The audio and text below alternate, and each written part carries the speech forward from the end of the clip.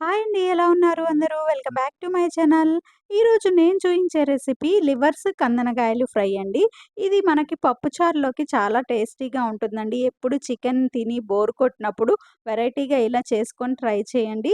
చాలా టేస్టీగా ఉంటుంది. దీని ప్రొసీజర్ అయితే చాలా సింపుల్ అండి. Easy way.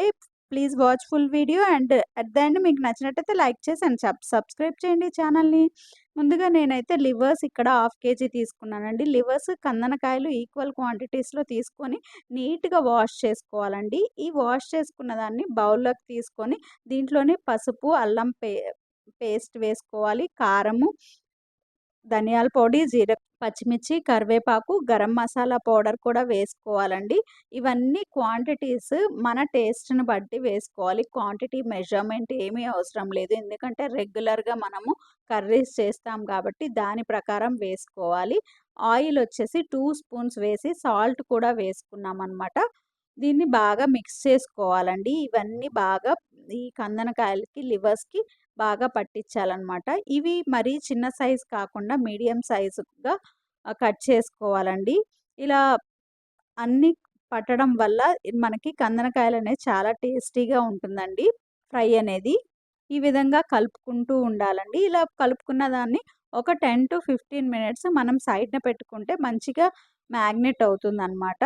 మీరు కందనకాయలు అయినా విడిగా చేసుకోవచ్చు. ఓన్లీ లివర్స్ అయినా చేసుకోవచ్చనమాట. నేను 2 కలిపి మిక్స్ చేసి పెడుతున్నాను. ఓన్లీ లివర్సే తినలేం గదా! ఎక్కువ క్వాంటిటీస్‌లో. అందుకని 2 ఈక్వల్ క్వాంటిటీస్ నేను తీసుకొస్తాననమాట తీసుకునేటప్పుడు షాప్‌లో. సో, ఇలా మ్యాగ్నెట్ చేసి ఒక పక్కన పెట్టుకోవాలండి. ఇది ఈలోపు మనమైతే స్టవ్ పైన బాండీ పెట్టుకొని ఆయిల్ అయితే వేసుకోవాలండి. ఈ ఆయిల్ మనకి 2-3 స్పూన్లు దాకా పడుతుంది. ఎందుకంటే ఫ్రై కాబట్టి కొద్దిగా ఎక్కువే పడుతుంది. హీట్ అయిన తర్వాత నేను కొద్దిగా మసాలా దినుసులైతే వేస్తున్నాను. కొద్దిగా ఫ్లేవర్ రావటానికి.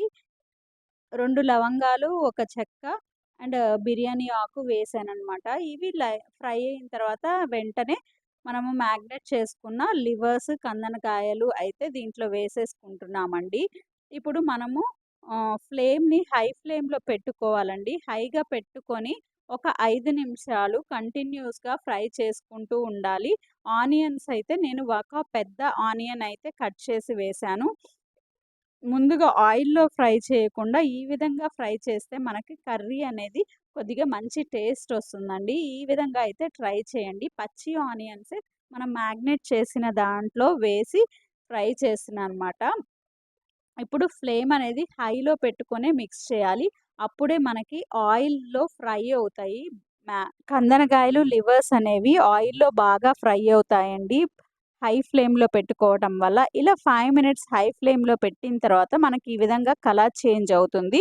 అప్పుడు ఇమ్మీడియేట్‌గా ఒక టమాటా ముక్క అయితే వేస్తున్నాము. టమాటాని కావాలంటే స్కిప్ చేసుకోవచ్చండి. ఈ టమాటా వేయటం వల్ల మనము వైట్ రైస్‌లో కూడా కొద్దిగా కలుపుకోవడానికి బాగా యూజ్ అవుతుందనమాట. టమాటా వేసిన తర్వాత మూత పెట్టేసుకుంటే మనకి వాటర్ అనేవి ఈ విధంగా బయటికి వస్తాయి. ఫ్లేమ్ చిన్నగా పెడతాం కాబట్టి కొద్దిగా వాటర్ అనేవి మనకి బయటకొస్తాయన్నమాట. ఈ లివర్స్ నుంచి, కందనకాయల నుంచి. చూసారా ఆల్మోస్ట్ ఇక్కడైతే బాయిల్ అయిపోయింది. ఎక్కువ టైం కూడా పట్టదండి ఈ కర్రీ చేయటానికి. చాలా సింపుల్. ఇంక మనం దీంట్లో ఏమీ వేయవసరం లేదు. ఈ విధంగానే ఫ్రై అనేది నంచుకొని తినొచ్చు. లేకపోతే వైట్ రైస్‌లోకి కూడా చాలా బాగుంటుందనమాట. చాలా సింపుల్. వంట రాని వాళ్ళు కూడా చాలా ఈజీగా చేసేసే మెథడ్ అండి. మీరు కూడా ఒకసారి ట్రై చేసి మీకెలా వచ్చింది అనేది ప్లీజ్ కామెంట్‌లో షేర్ చేయండి. మీరెప్పుడైనా ఈ కర్రీని ట్రై చేశారా? ఇలా లివర్స్, కందనకాయ కాంబినేషన్ ఎప్పుడైనా ట్రై చేశారో లేదో అనేది కూడా వీడియోలో కామెంట్ రూపంలో షేర్ చేయండి. అండ్ ఈ ప్రొసీజర్ అయితే మీరెప్పుడు చేయకపోతే ఒకసారి ట్రై చేయండి. ఎలా వచ్చింది టేస్ట్ అనేది. అండ్ మీ ఫ్రెండ్స్‌కి కూడా షేర్ చేసి ప్లీజ్ లైక్ చేసి అండ్ సబ్స్క్రైబ్ చేయండి ఛానల్‌ని. Thank you for watching.